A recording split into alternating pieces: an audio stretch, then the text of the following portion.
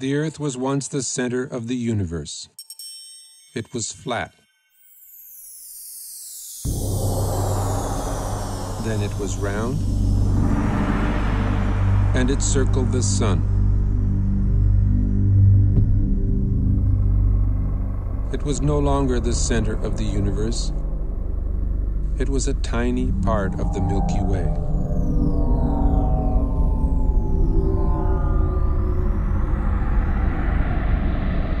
The Milky Way was the only galaxy. Except it wasn't. It was only one of billions of galaxies floating in space without end.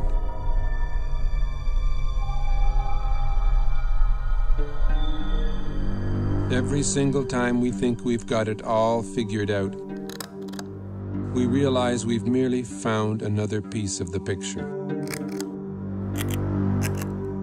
It is a big picture, with many pieces.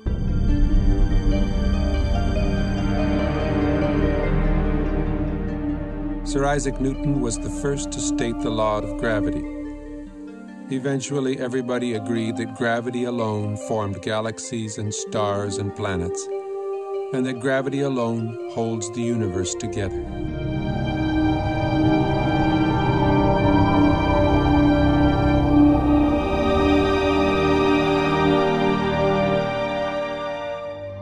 Then we discovered a force 1,000 billion times more powerful than gravity.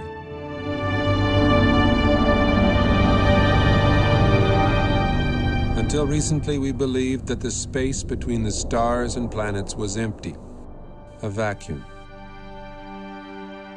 We now know it is teeming with charged particles.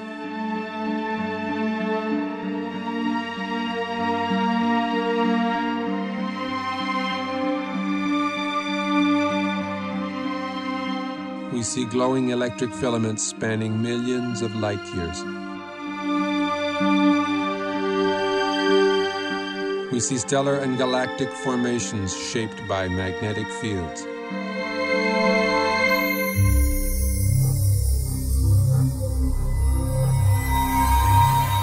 Only electric currents create magnetic fields.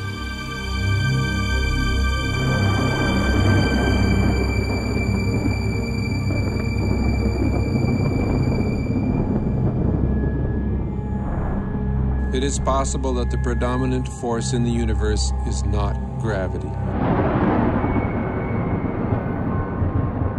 but something else.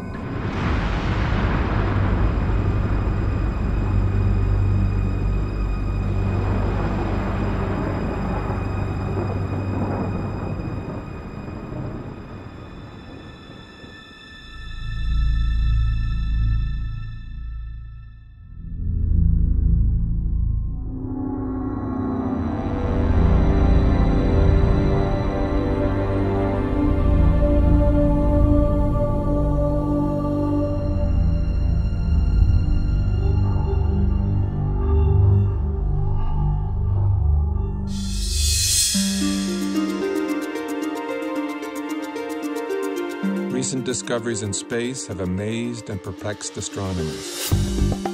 Current popular theories in the sciences can neither predict nor explain the phenomena we are now observing.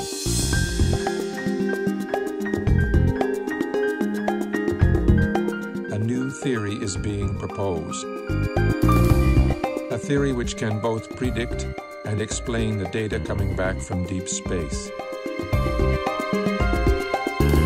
Its implications are profound and affect all the scientific disciplines.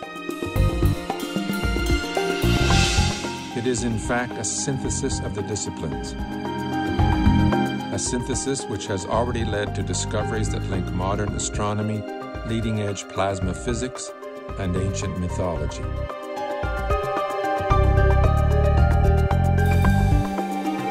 The electric model offers us a new interpretation of the workings of the universe, the history of our solar system, and even human history.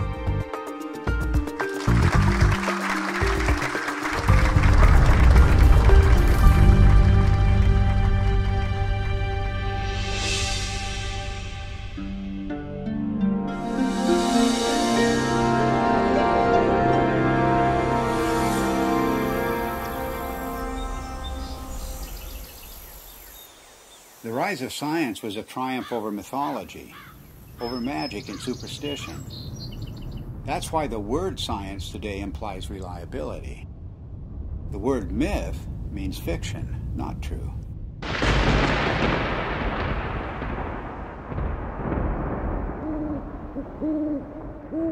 And it turns out that the key to understanding the myths is the same key that is now helping us to understand objects in deep space, to understand the workings of the physical universe. That key is electricity. It was 33 years ago that I first began to wonder about these preposterous stories told around the world, what we call world mythology. What was it that provoked this incredible outpouring of human imagination just a few thousand years ago, just before the birth of the first civilization? I came to a radical conclusion that the myths arose from extraordinary natural events. Our early ancestors witnessed things in the sky that are not seen today. The events were awe-inspiring, both beautiful and terrifying. So it shouldn't surprise us that the myths are so incomprehensible. Well, of course they're incomprehensible. The celestial references are no longer present. It was in 1994 that I was invited to come to the US to attend a conference which was dealing with the possibility that the ancient sky, as witnessed by our earliest forebears, was different to the one we see today. I'd been interested in this kind of idea because it could only be explained in terms of electromagnetic influences within the solar system. So it came as a bit of a shock and a surprise to see David Talbot showing slides at one of the sessions at the conference, which I recognized immediately as being similar to those of electric discharges in the laboratory.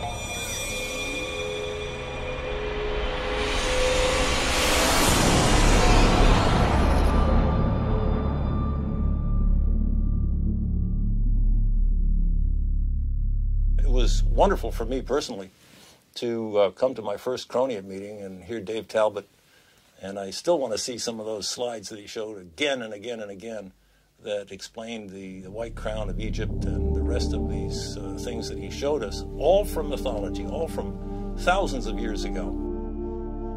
These things clearly were seen by civilizations that never talked to each other from the far corners of the earth. It all just clicked together like a three-dimensional jigsaw puzzle in my mind.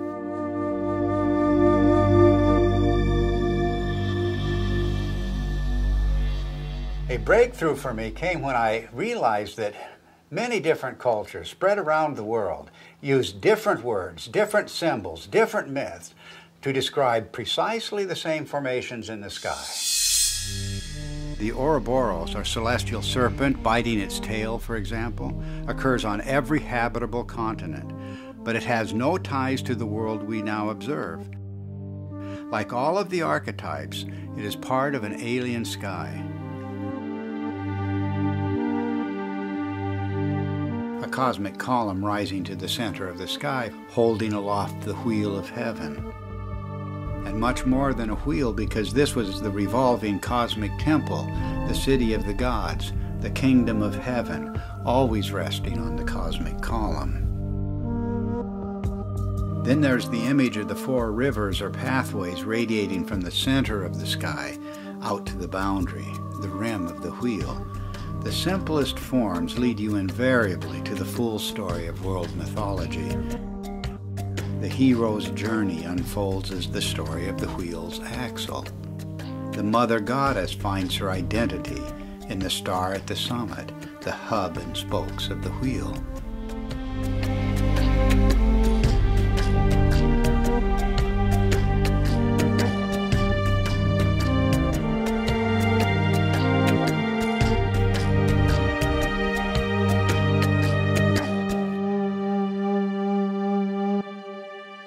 From childhood on, I've always had a deep interest in mythology, and I remember that as a child I was trying to draw up genealogies of the gods as provided in Greek mythology, and I soon found out that it didn't work, nor did anything else in mythology seem to work.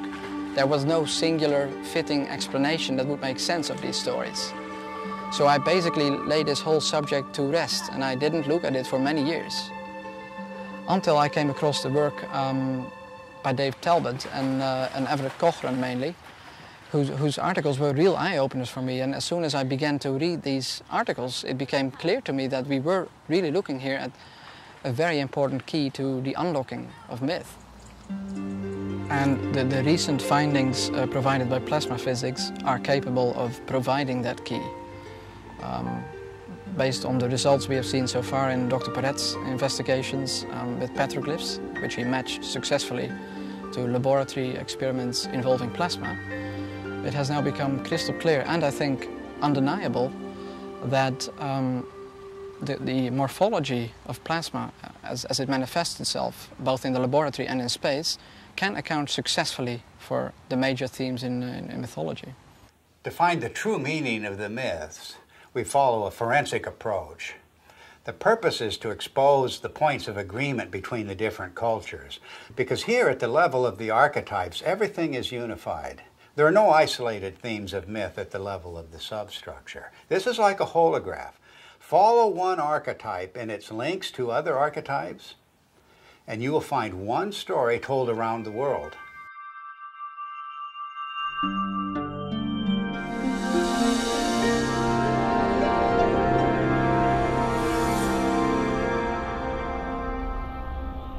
Throughout almost all of history, we have regarded the states of matter as being solid, liquid or gas. But in the last century or so, we have found that there is a form of matter where the charged particles within atoms are separated to some degree or another, and that is known as a plasma. It is the fundamental state of matter. It was not until the second half of the 20th century that we came to realize the role of plasma in the universe. And this has changed the picture of space completely. Not long ago, we thought of the physical universe as being constituted fundamentally of nothing more than atoms and empty space. But a plasma includes at least a percentage of charged particles, protons and electrons, that are not bound to any atomic structure. And plasma is an excellent conductor. Electrons will move efficiently in the direction of charge equalization, and that's an electric current, of course. Now, the reason why we see magnetic fields everywhere we look in space is because electric currents produce magnetic fields, and only electric currents produce magnetic fields. But astronomers working only with gravitational equations did not anticipate the discovery of pervasive magnetic fields in deep space.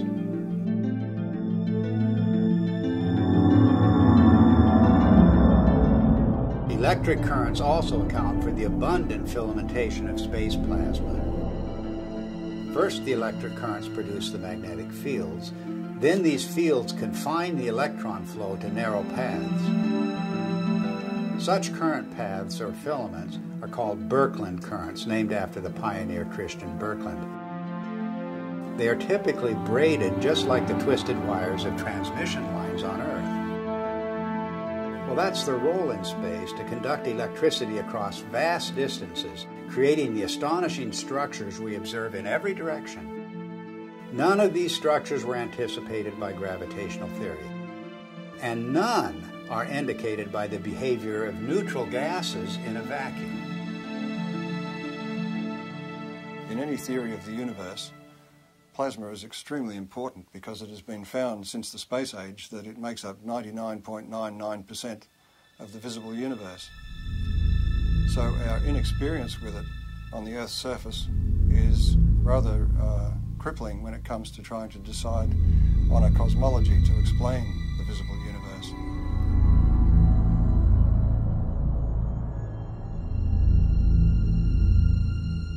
Now, plasma behaves rather oddly compared to normal matter, the matter we find, the solids, liquids and gases on Earth. If you look at a novelty plasma ball, you will see that it forms these bright filaments that dart all around inside the globe. And if you look closely at them, you'll see that they're actually twin filaments twisted together. In other words, nature finds it efficient to be able to transfer energy over a distance by twisting two pairs of filaments together. And this is a characteristic of the way plasma carries electric currents in space. And one of the puzzles that has faced astronomers since the space age is the discovery of filamentary structures in galaxies, around stars, even the cometary tails of planets and comets themselves. These filamentary structures have come as a surprise.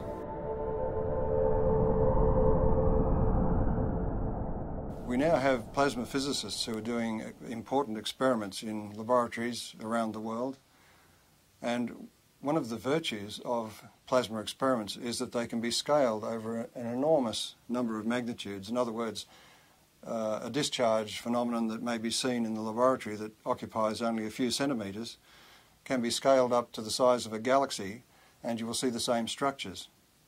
Now, this introduces a new area into cosmology where we can do experiments on Earth which can verify our ideas, our theories about how the rest of the universe works.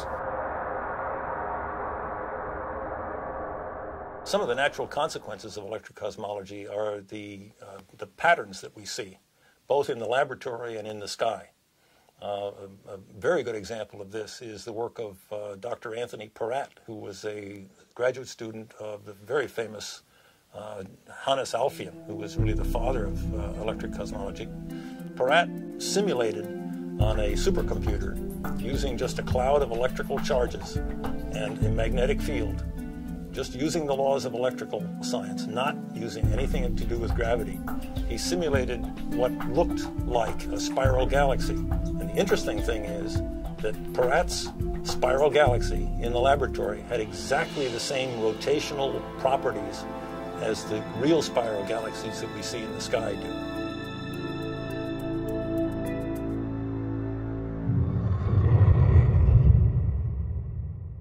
Plasma was named by Irving Langmuir because of its lifelike qualities. In other words, the similarity to blood plasma gave rise to the term plasma now used in the sciences. Well, this has incredible meaning for us because of the nature of the metamorphosing. The God who is now an eagle, now a serpent or dragon, now a leonine figure with long flowing hair. These figures take on a whole new meaning when we can interpret them with the benefit of plasma science.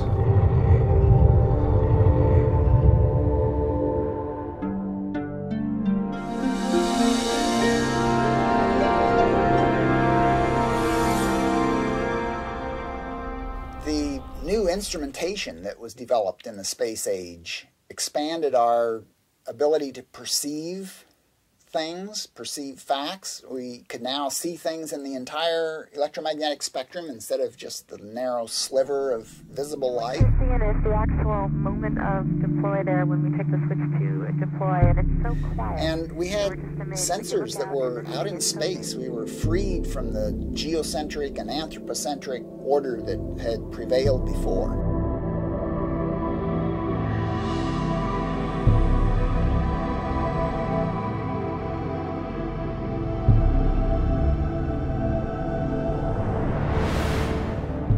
Got a whole new universe, and the theoreticians are still trying to look at it through, a friend of mine says they're peering through the wrong end of the telescope and telling us what they imagine they see.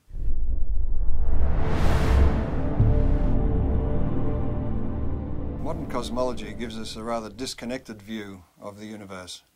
In other words, we are separated star from star by vast distances. Light takes a long time to travel between stars and across galaxies, and therefore we look upon ourselves as isolated and disconnected. The electric universe takes a different view.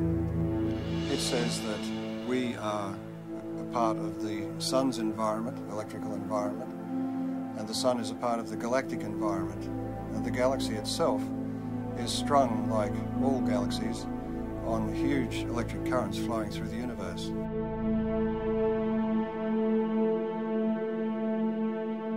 One of the typical questions that plasma cosmologists hear all the time is, how do you know what's out there in space? How do you know there's electricity out there in space? Is there energy out there in space? Why should we consider anything more than gravity? And the answer is that through the years, we've used optical telescopes, but recently we have what are called radio telescopes, and we've broadened the spectrum that we can look at the sky with.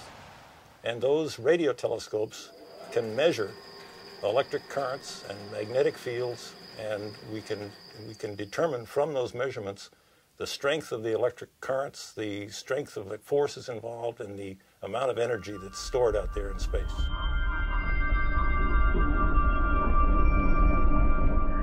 The two major pillars of modern cosmology are based on the theories of relativity and quantum theory, and yet, as Einstein himself noted, the two are incompatible.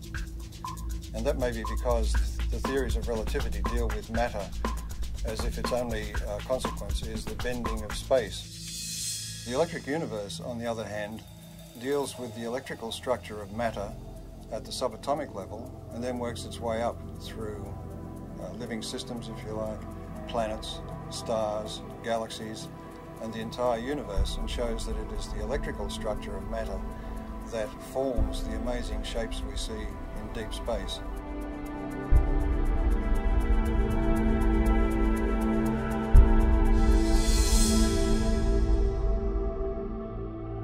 We can demonstrate the existence of these currents flowing between galaxies and between stars by the presence of the magnetic fields they generate.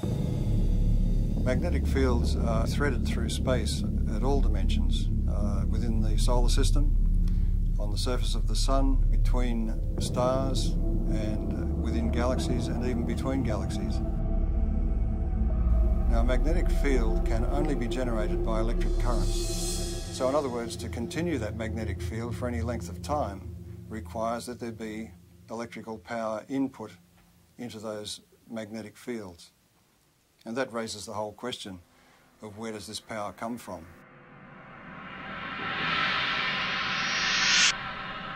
Modern cosmology is highly mathematical. In fact, we were joking before about the idea that the only people who understand cosmology are professional cosmologists. The basis of cosmology, really, if you hunt for it, lies in Einsteinian relativistic mechanics.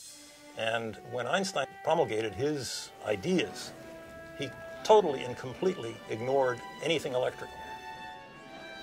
And so the modern cosmology, with all of its ideas of omega and expanding universe and inflation theory and the Big Bang and all the rest of it, are predicated on a foundation which ignores almost half of man's knowledge about the way the universe works, which is electricity.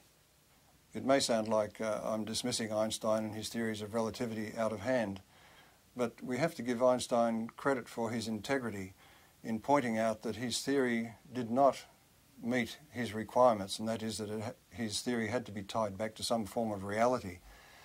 And there is no explanation as to why matter should curve space to give the effect of gravity. He felt that quantum theory, being a probabilistic theory, divorced cause and effect. And this is one of the things you cannot do in physics, is divorce cause and effect. Otherwise, you might as well give up and get a real job. But this is a puzzle that dogged Einstein through his later years, to the point that his followers tended to go off and use his geometrical explanations to conjure up things like black holes and neutron stars and so on, and the expansion of the universe and the Big Bang, without referring back to Einstein, who, with great integrity, said he wasn't satisfied with his explanation.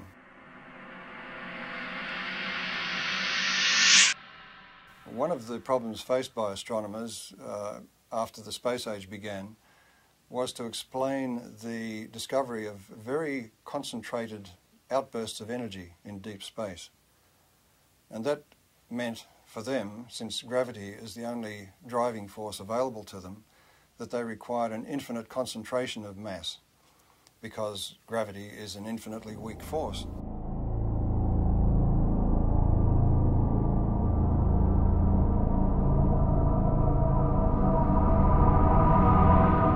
The black hole, as Wheeler originally visualized it, sucked everything, including light, in, and so therefore it was invisible. So he could postulate its existence, and we couldn't see it.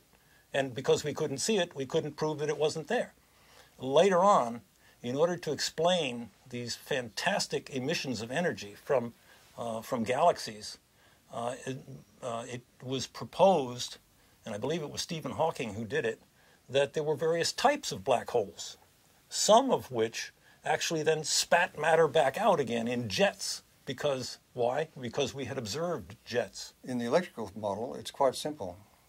If you think about it, the power that's expressed in your own home, in the heaters and the electric motors and the lighting and so on, is actually generated at a vast distance away from your house.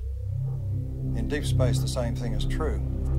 The energy which we see concentrated in these events which are attributed to black holes and so on can more easily be explained as the confluence of electric energy from different parts of the same galaxy or even from other parts of the universe. And it is this explosive release of energy which forms the vast jets that we see lit up and exploding from the centers of active galaxies. We also have observed double radio sources either side of galaxies. And that event was predicted by Hannes Alfvén, the founding father of modern electrical cosmology, and is still to this day unexplained by standard cosmology.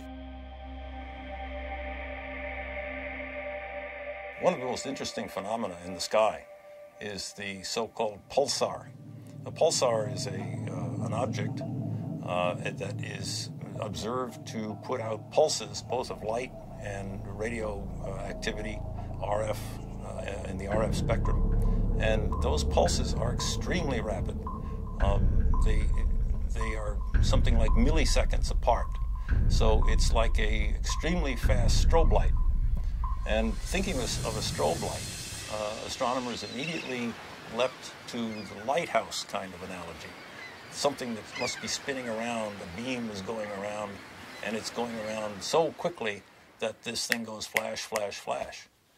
Well, once the repetition rate of the pulsars was observed to get up to in the millisecond range, that meant that this star that was putting out this beam of radiation would have had to be rotating at 300 times a second. And 300 times a second, we're talking about the speed of a dentist drill. So the astronomers decided, well, normal stars couldn't possibly rotate at that speed, and so they postulated the existence of what they called a neutron star. A neutron star is a star that is so dense that it holds together so well that it can indeed rotate at the speed of a dentist's drill.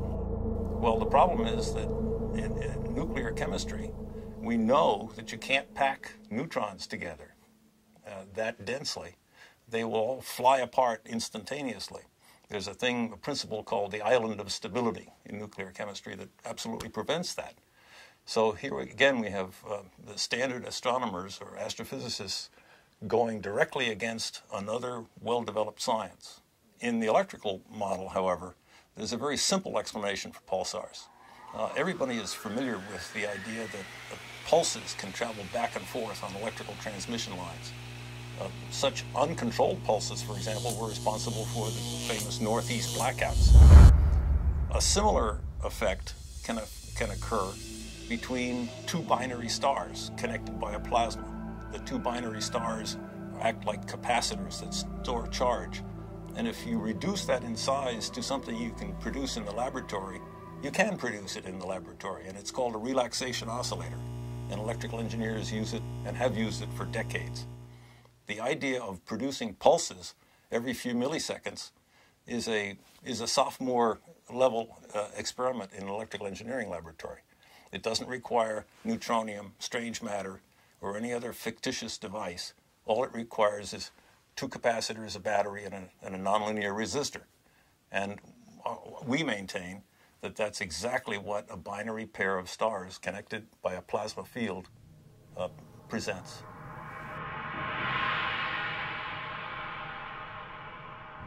A typical ion in the solar wind, hydrogen nucleus, moving about 20 kilometers per second, which is relatively slow for the ions in the solar wind, in the magnetic field of the sun, experiences potentially magnetic forces that are something like 10 million times the strength of the gravitational force on that same ion from the sun. An interesting demonstration that illustrates very readily the relative strength of magnetic force and gravitational force is the simple idea of a ball bearing sitting on a wooden table. The entire mass of the Earth is pulling downward on that little ball bearing, and that's what prevents it from flying out into space. But a child can come along with a little horseshoe magnet and click, pick that ball bearing up instantly. The space age presents us with an interesting paradox. The technology of science is really quite extraordinary, and technology has taken us out into space, taken us to the moon, taken probes to distant planets, opened up whole new vistas in remote space with new telescopes and new ways of measuring what's happening in space.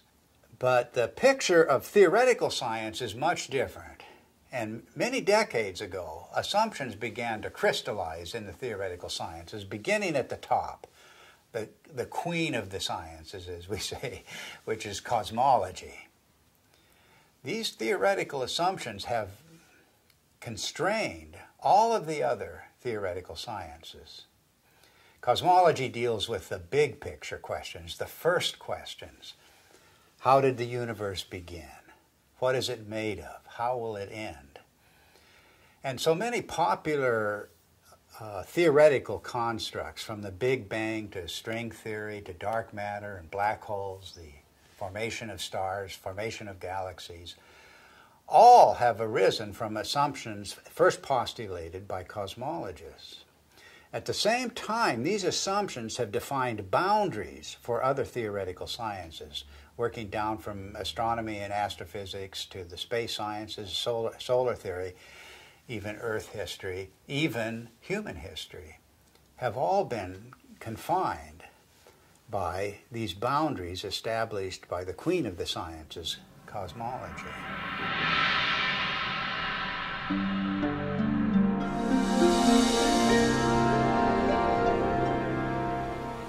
The sun just dominates our sky as the source of light and warmth and life itself on Earth. And this preeminence of the sun is so clear and obvious that it remains a mystery why virtually every ancient culture insisted that before the present sun, there was a quite different luminary ruling the sky. The central sun, the superior sun, the best sun, the motionless sun. And all of these cultures, whatever may be the meaning of these traditions, are insisting that the sky has changed. Of course, our ideas about the sun have continually changed. Only a few centuries ago, the sun was a campfire or ember in the sky. Then, early in the 20th century, under the influence of gravitational theory, the sun was seen as a gravitationally collapsing nebular cloud.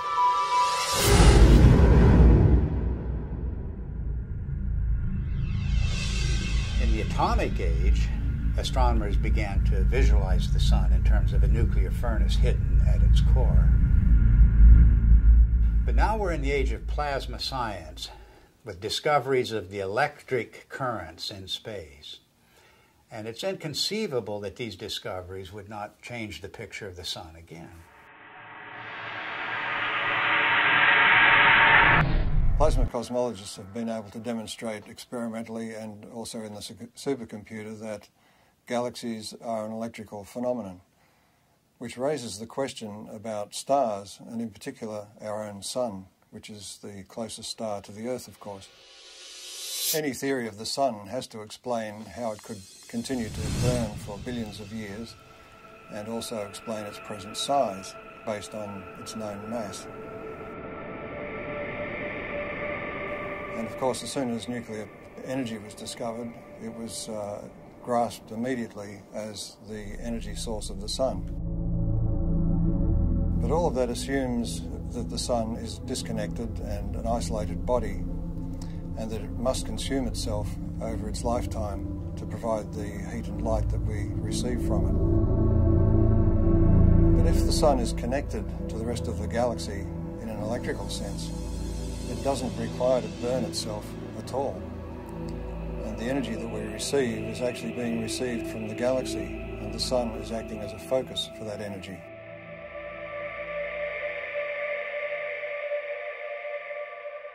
The sun is actually a fairly typical star. And so if we want to understand stars and cosmology, we really have to understand the sun. And the standard model of the sun, so-called, that astronomers are so very proud of these days, really doesn't explain very much about the sun. Why is there a corona in the first place? Everybody knows about the corona, the beautiful corona that we see during solar eclipses. Why is it there? It's clearly an electrical phenomenon.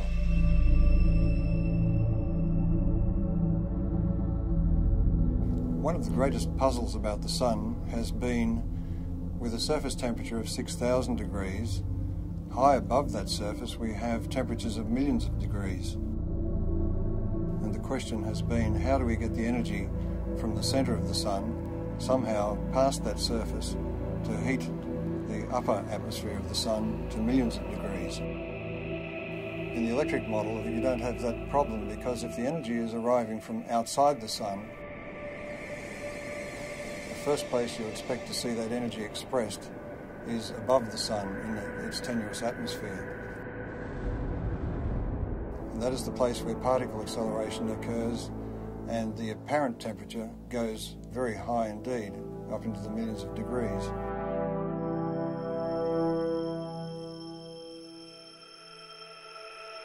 The fact that the particles in the solar wind accelerate, that is to say, increase their velocity with increasing distance away from the sun, the farther away they get, the faster they go. And the fact that those particles are indeed charged particles leads me, as an electrical engineer, to come to the immediate conclusion that this is an electrical process. In the solar model, think of the sun as being a positive anode, very high voltage body that obviously would emanate an electric field. And if you put a charged particle in an electric field, it will accelerate. That's the way we accelerate particles here on Earth. It's the way every physicist and electrodynamicist has ever increased the velocity of a charged particle, is put it in an electric field. One of the features we observe on the sun, which have no business being there, according to the standard model, are sunspots. The most significant thing about a sunspot is the fact that the center of the sunspot is dark. And if the sun is trying to radiate energy from its core into space, we should expect that it is bright.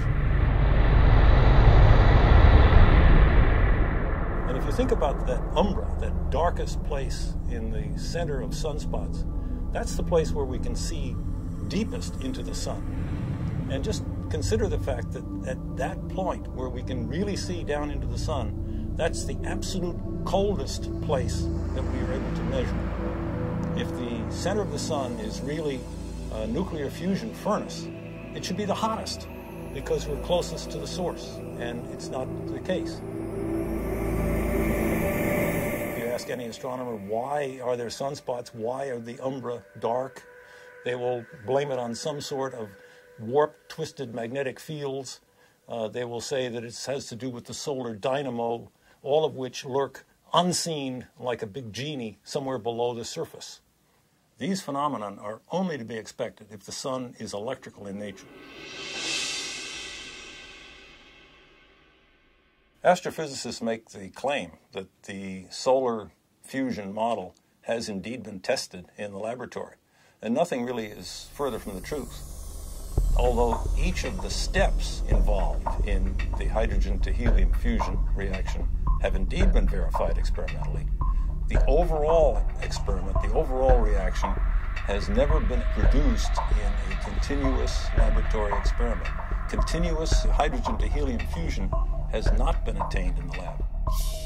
The strength, in fact, of the electric cosmology is that indeed all of the mechanisms that the electrical people talk about have indeed been verified over decades, in fact, at least a century, in the laboratory. The plasma scaling is well known, and plasma and electrical experiments have verified every step of the way.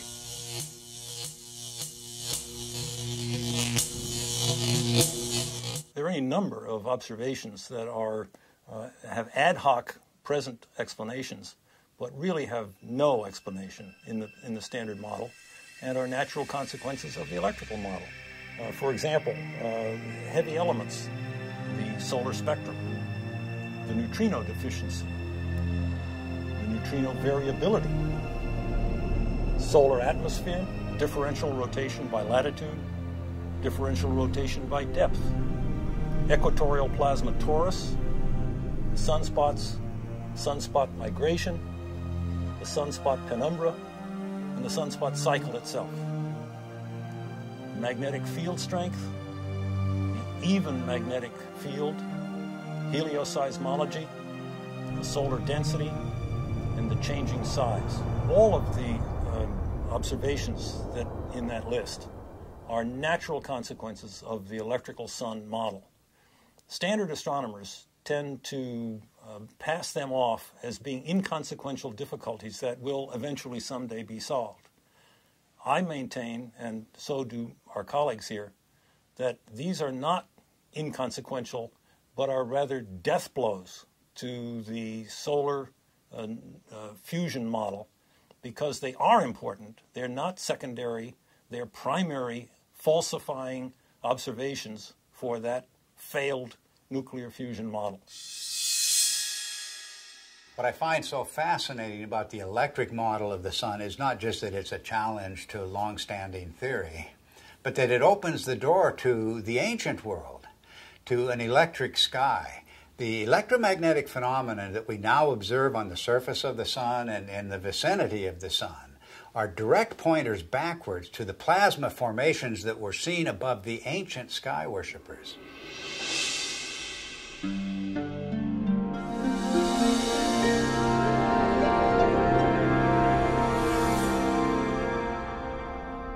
Electrical currents in space can either be invisible or they can be visible. If they're very diffuse, in other words, there's very little energy per cubic meter, they will be invisible. But where that energy becomes concentrated, it will begin to glow. And we see this kind of thing in the ion tails of comets, for instance. Where the energy becomes very concentrated, we begin to see arcs and sparks, if you like. Electrical discharge phenomena.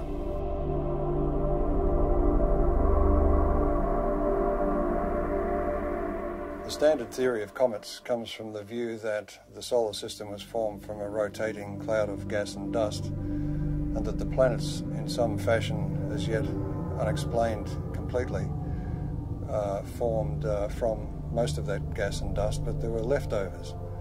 And the leftovers are beyond sight, outside the solar system, in a hypothetical Oort cloud, as it's called. We have no observational evidence for such a cloud. The electric universe model of comets is that they are actually parts of well-differentiated planetary bodies that have in the past suffered from electrical plasma discharge machining, and that some of the surface material has been lofted into space, so it is expected to be rocky. The second thing is that because comets trace an elongated orbit, both away from the sun and towards the sun, in that trajectory, its charge changes, its voltage changes. Since it spends most of its time in the outer solar system, the voltage that it has reflects the voltage in the outer solar system.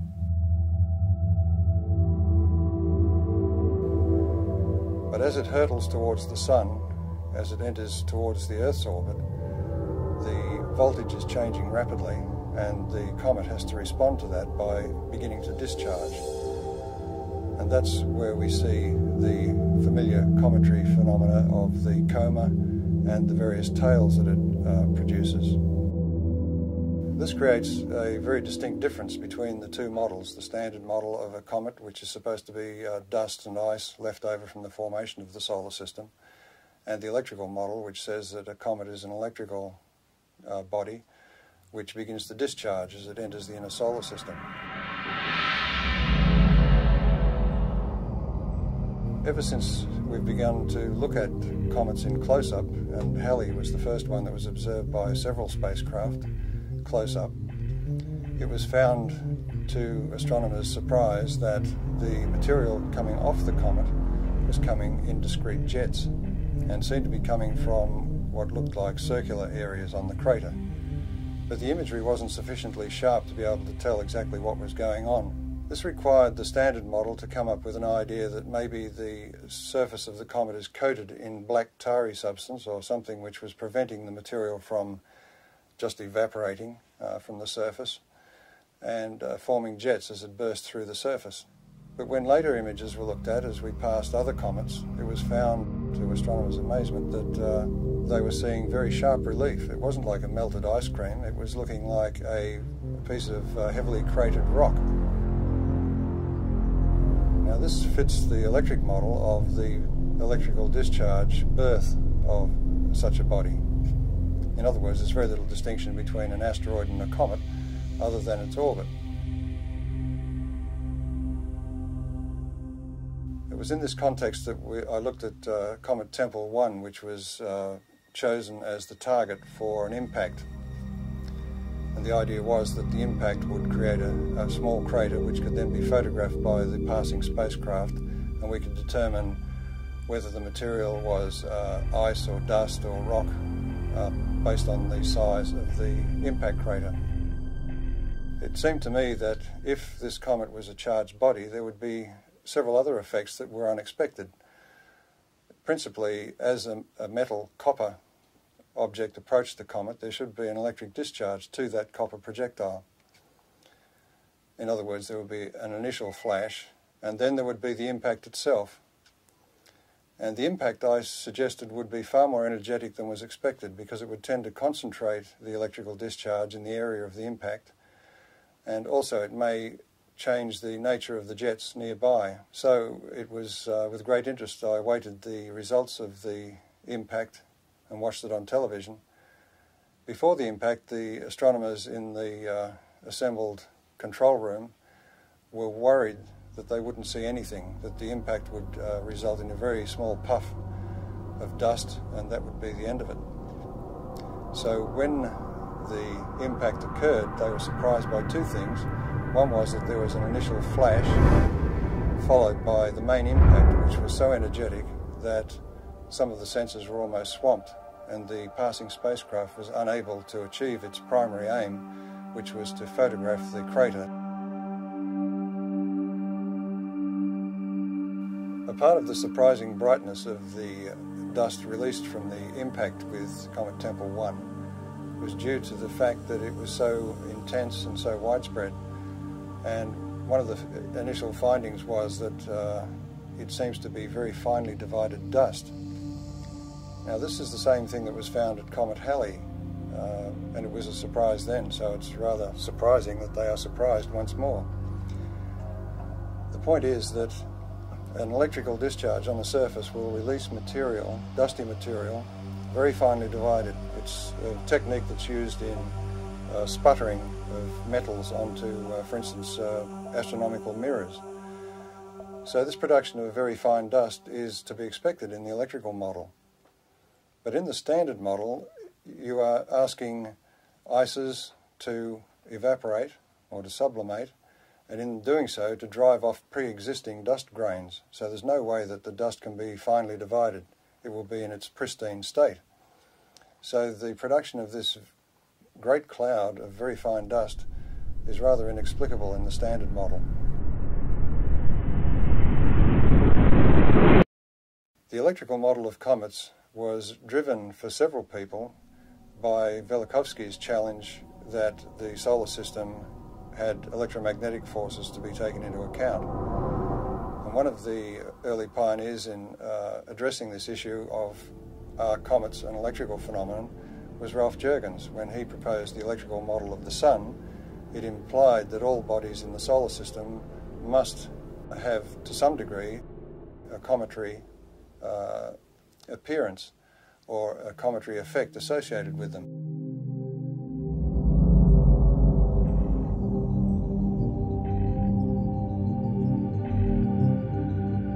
Ralph Jurgens, in his model of the Sun, showed that bodies moving radially towards or away from the Sun would experience electrical forces which could induce a cometary display, that is, a visible display.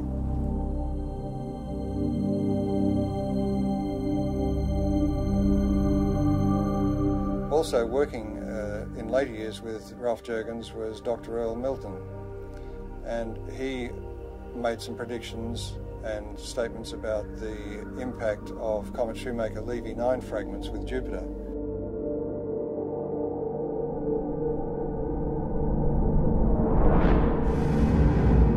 And his view of the electrical nature of those impacts was also vindicated.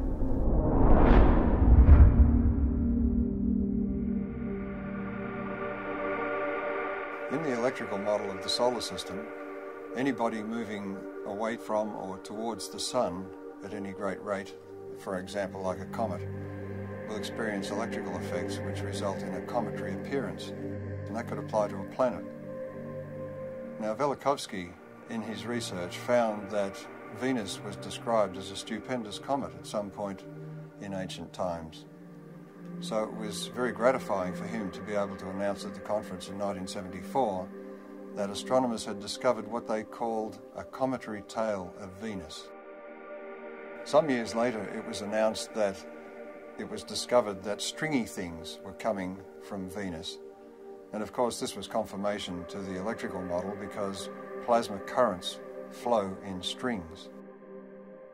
This discovery of a cometary aspect of Venus raises the issue of the intense heat we find on Venus. That intense heat is not well explained at all by any idea that the planet is somehow a twin of the Earth's. It raises the distinct possibility that Venus has had a far more dynamic history than we've been taught.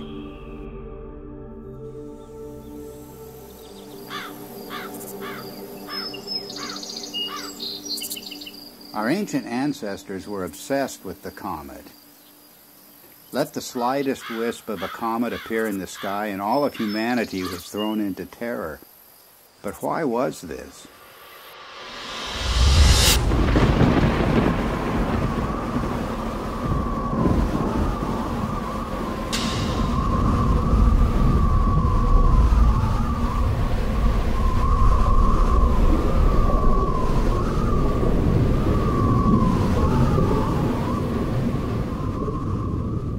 It was cosmic catastrophe that inspired the ancient words and phrases for the comet. The comet was the torch of the sky, the sword hanging over the world, the spiraling serpent or dragon, the spiraling sidelock or ribbon.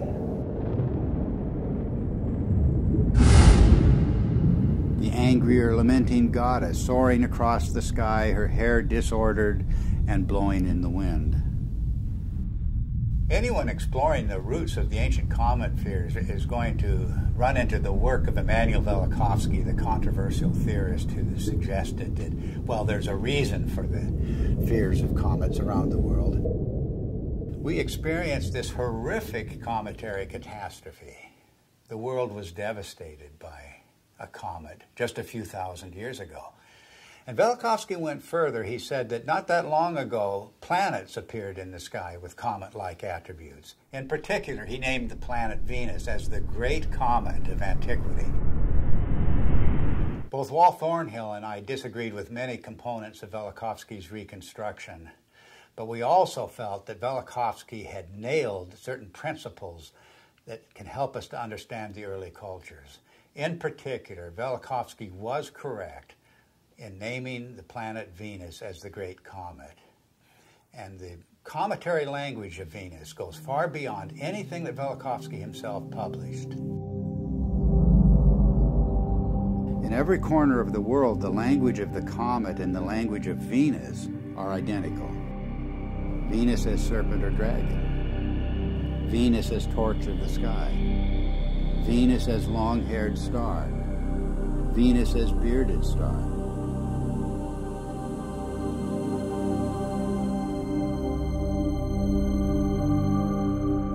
The Sumerian goddess Inanna was identified as Venus. She was the Lady of Life. But in her terrible aspect, she became a dragon-like flame in the sky.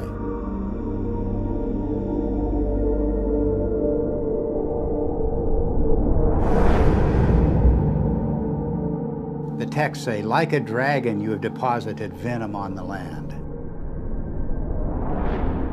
raining the fanned fire down upon the nation. Inanna became a roaring storm. She devastated the land. Mankind comes before you in fear and trembling at your tempestuous radiance, the texts say. Inanna's Babylonian counterpart Ishtar was also identified as Venus. She was the shining torch of heaven and earth. Furious and irresistible onslaught. I rain down like flames, the goddess announces. The Egyptian goddess Sekhmet has the same attributes. She takes the form of the fiery Uraeus serpent. She becomes a flame of fire in her tempest, a star scattering its flame in fire. Sekhmet herself says, "The fear of me is in their hearts, and the awe of me is in their hearts. No one at all can approach her," the coffin texts say. The streams behind her are flames of fire. The astonishing fact is that goddesses everywhere exhibit this terrifying and cometary aspect. The Canaanite Anat, the Hindu Kali and Durga, the Greek Aphrodite, Athena, Medusa, and countless others. And of course, you can add numerous counterparts in the New World, from the Incan goddess Chaska to the Aztec goddess Xochiquetzal to the legendary Nokomis of North American Indian tribes. The serpent or dragon is an unexplained mythical archetype. There's nothing like it anywhere in the biological world.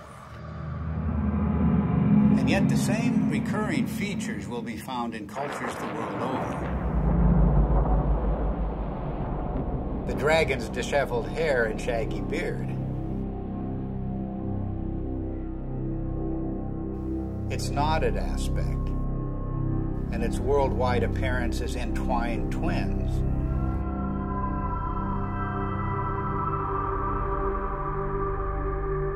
Its fiery or lightning-like emanations, and its effusive feathers. In all of the ancient serpent or dragon images, it's the luminous, filamentary, braided, spiraling, metamorphosing, and destructive aspects that stand out, the very traits of high-energy plasma discharge. The attributes of these mythic monsters remain unexplained only until we see the hairy and feathery attributes of the electric arc in the laboratory. We see precisely the same thing in enhanced images of the comet's tail. And we see the same thing in the comet-like discharges of distant nebulas. Gases in a vacuum don't behave this way, but electrified plasma does.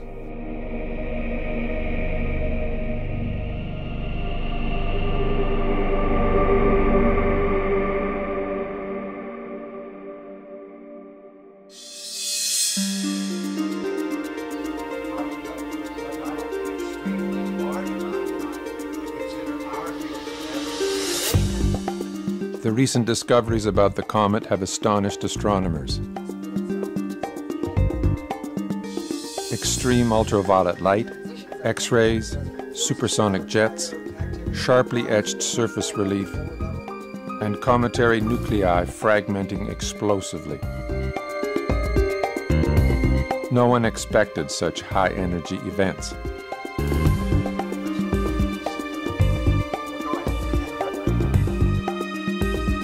The electric model proposes that the comet is a charged object moving through an electric field.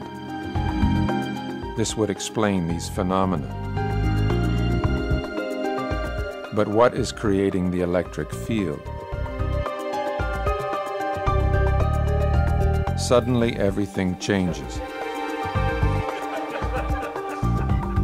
And we are talking about an electric sun, electric stars, an electric cosmology, and a whole new way of looking at how the universe works.